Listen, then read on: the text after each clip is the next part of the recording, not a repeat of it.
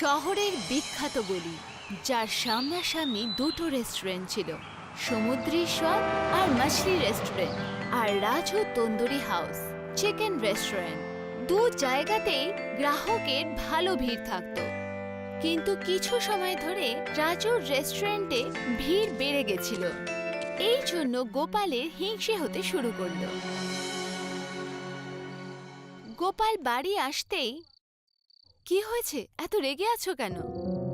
আর কি হবে, ওই রাজু, ওর চিকেন তন্দুরির কথা তো প্রতিটা মানুষের মুখে মুখে রয়েছে দেখছি।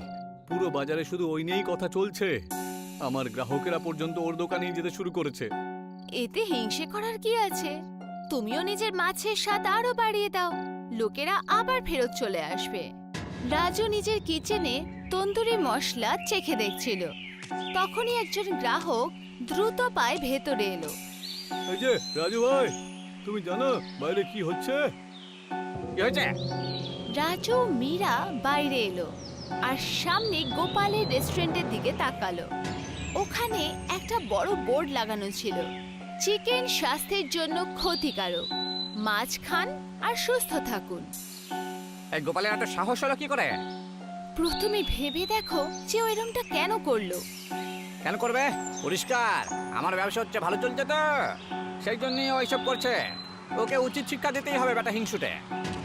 কিন্তু এটা সঠিক উপায় হবে না। তুমি শুধু তোমার স্বাদ আর সেবার উপরে নজর দাও।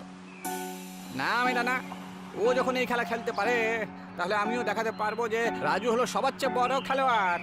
গোপাল নিজের গ্রাহকের চারপাশে ঘিরে ছিল। তখনই রাস্তার দ্বিতীয় দিক থেকে কলরব এলো। গোপাল বাইরে এলো আর দেখলো যে রাজু নিজের রেস্টুরেন্টের বাইরে আরো একটা বড় বোর্ড লাগিয়েছে। মাছের মধ্যে কাটা আর কাটা, আসল স্বাদ তন্দুরি চিকেনেই আছে।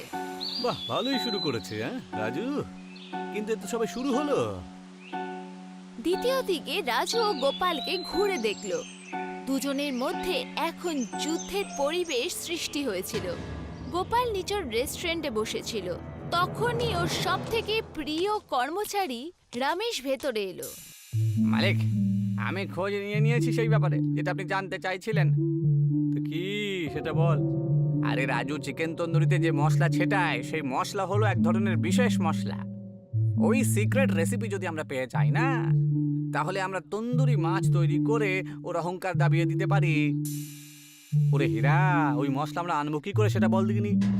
আমি তো ভেবেছি যে রাজু রেস্টুরেন্টে গ্রাহক হয়ে এসে যাব, তারপরে চুপি চুপি রান্নাঘরে ঢোকার চেষ্টা করব। একবার যদি ভেতরে ঢুকতে পারি না আমি, আর ঢোকার পরে সঙ্গে সঙ্গে মশলার সমস্ত রহস্য আমি ভেদ করে ফেলবো। সাবাস সাবাস, তুই যদি এই কাজটা করতে পারিস তাহলে আমি তোকে পুরস্কার দেব।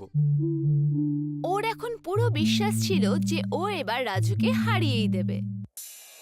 রাজু নিজের কিচেনে মিট কাটছিল। তখনই এক কর্মচারী দৌড়াতে দৌড়াতে ভেতরে এলো। মালিক, বাইরে একটা অদ্ভুত ধরনের ঘটনা ঘটছে। কি হলো রে?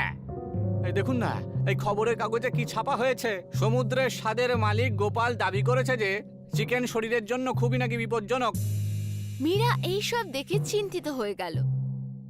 রাজু, আমি বললাম না, এই যুদ্ধ ভুল রাস্তায় যাচ্ছে। আর কেউ ঠিক বা ভুল নয়, বুঝেছো মীরা? এবার যুদ্ধ যখন শুরু হয়েছে, ভালো করে আরো শুরু হবে যুদ্ধ। কিন্তু যদি আমরাও সেই ভুলই করি যেটা ওরাও করছে, তাহলে পার্থক্য কি রইল? মীরা, আমি যা করছি তোমার যদি তাতে পছন্দ না হয় তাহলে তুমি এর মধ্যে ঢুকো না তো। মীরা চুপ হয়ে গেল। কিন্তু ওর একটু অদ্ভুত লাগলো। ওর মনে হলো এই যুদ্ধে আরো কিছু হচ্ছে, যার ব্যাপারে এখনো অবধি কেউ জানতেই পারেনি। রাতের সময় ছিল। গোপাল নিজের রেস্টুরেন্টে বসে নিজের গ্রাহক কম হয়ে যাওয়ার নালিশ করছিল। তখনই এক রহস্যময় ব্যক্তি ভেতরে এলো।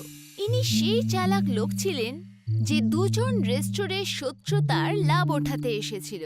গোপাল বাবু, মনে হচ্ছে আপনার রেস্টুরেন্টের অবস্থা খুব একটা ভালো নেই। তাদের তোমার কি? আমার এতে অনেক কিছুই রয়েছে বটে, কারণ আমি আপনাকে সাহায্য করতে পারি, আর তার সাথে রাজুকেও একেবারে ধূলিসাৎ করতে পারি। কিভাবে? কারণ যদি আপনি চান তাহলে রাজুর মশলার মধ্যে এমন জিনিস মিশিয়ে দিতে পারি যেটা খেলে পরে লোকজন অসুস্থ হয়ে পড়বে। আর যখন লোকেরা এটা মনে করবে যে ওর খাবার খারাপ, তখন ওরা সবাই আপনার কাছেই তো আসবে। গোপাল এটা শুনে চিন্তায় পড়ে গেল। অন্যদিকে মীরা প্রথম থেকেই এই রহস্যময় ব্যক্তিকে সন্দেহ করছিল। ও ওকে দূর থেকে দেখছিল। ও ঠিক করলো যে ও এই ব্যাপারে আরো কিছু জানার চেষ্টা করবে। সকাল হতেই রাজু নিজের রেস্টুরেন্টে একটা বড় পোস্টার লাগালো। সামুদ্রিক স্বাদে নকল মাছ বেচা হচ্ছে। এটা দেখে গোপাল খুব রেগে গেল। ব্যাস ব্যাস, অনেক হয়েছে। একে আমি আজকে শেষ করেই দম নেব। এবার থামো গোপাল, এই যুদ্ধে দুজনেরই ক্ষতি হবে। রাজু, আমাদের এসব বন্ধ করতে হবে। এই খেলা ক্ষতি করতে পারে। যতদিন না গোপাল শুধু হচ্ছে, আমি ওকে ছাড়বো না। মীরা আর সুমন দুজনেই চিন্তিত ছিল। ওরা দেখছিল যে ওদের বরের মধ্যে শত্রুতা আরো বেড়ে যাচ্ছিল। দুজনের রেস্টুরেন্টের বাইরে রটনা আর মিথ্যে প্রচারের কারণে গ্রাহকের সংখ্যা কমতে লাগলো। মীরা আর সুমন দুজনেই পার্কে বসেছিল। ওদের চেহারার মধ্যে চিন্তার বহিঃপ্রকাশ হচ্ছিল। বুঝতে পারছি না এই লড়াই কবে শেষ হবে। গোপাল সারা দিন ধরে শুধু এটাই ভাবে যে রাজুকে কিভাবে হারাবে। রাজু এটাই করছে। আমার তো এটা মনে হতে শুরু করেছে যেন ওদের দুজনের কানে কেউ কান মন্ত্র দিয়েছে। তার মানে ওই রবির ওপরে আমার সন্দেহ আছে। যবে থেকে ও এসেছে তখন দুজনের মধ্যে শত্রুতা আরো বেড়ে গেল। কিন্তু ও এমনটা কেন করবে আমি জানি না, কিন্তু আমাদের এর খোঁজ নিতেই হবে। মীরা আর সুমন চুপ করে রবির পিছু নিল আর দেখলো যে ও রমেশের সাথে লুকিয়ে লুকিয়ে দেখা করছিল। শোনার চেষ্টা করলো। দেখো রমেশ, আমাদের দুজনের কাজ তো এইটুকুই ছিল। এই দুজনের মধ্যে যুদ্ধটা এতটা বাড়িয়ে দেব যাতে দুজনের রেস্টুরেন্ট বন্ধ হতে শুরু করে দেবে। আর আমি তো এদের দুজনের শত্রুতার মধ্যে আগুনটা ঢেলে দিয়েছি। ঠিক করেছি। যখন ওদের রেস্টুরেন্টটা বন্ধ হবে না, তখন আমাদের দুজনের মালিককে নিজের নতুন হোটেল খুলতে বলবো গিয়ে, বুঝেছ? মীরা আর সুমন এই সব শুনে চমকে গেল। ওরা বুঝতে পেরে গেল যে রবি আর রমেশ একজন বিজনেস টাইকুনের জন্য কাজ করছে, যে কিনা এই গ্রামে নিজের একটা বড় হোটেল খুলতে চেয়েছিল।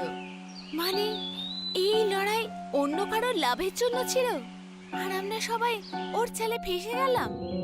আমাদের এটা আটকাতে হবে। পরের দিন সকালে মীরা আর সুমন নিজের বরদের বোঝানোর চেষ্টা করে। প্রথমে রাজু আর গোপাল ঝগড়া শুরু করলো, কিন্তু তারপর মীরা মাঝখানে বলল, ব্যাস অনেক হয়েছে। এখন যদি তোমরা আমাদের কথা না শোনো তাহলে শেষ হয়ে যাবে। তার মানে এটাই যে রবি আর রমেশ তোমাদের দুজনকে বোকা বানিয়েছে। মীরা আর সুমন ওদেরকে রবি আর রমেশের সত্যতা বলল। দুজনে এটা শুনে অবাক হয়ে গেল। এর মানে তো আমরা দুজন যে যুদ্ধ করছিলাম তার লাভ তো অন্য কেউ তুলছিল, তাই কি না?